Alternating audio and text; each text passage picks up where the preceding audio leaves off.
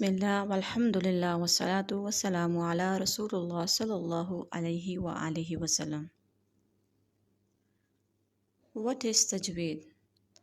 Tajweed is to recite the Quran properly by taking care of makharij, sifat, and the rules of recitation. Allah subhanahu wa ta'ala sent his Quran to Muhammad sallallahu alayhi wa alihi wasallam by Jibreel alayhi salam. So we should have to recite this Quran the way Prophet Muhammad sallallahu alaihi wasallam recited. Thus, we have given the book follow it as it should be followed. It is they who truly believe in it.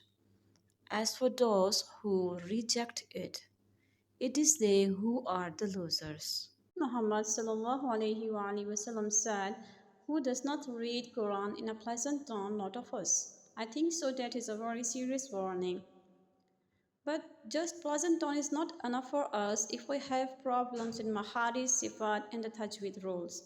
So that's why we will start Tajweed course by 2 or 3 minutes video series in which we will learn one by one proper Tajweed rules for Quran reading. So keep in touch with us for more Tajweed videos inshallah. Assalamu alaikum wa rahmatullahi wa barakatuh.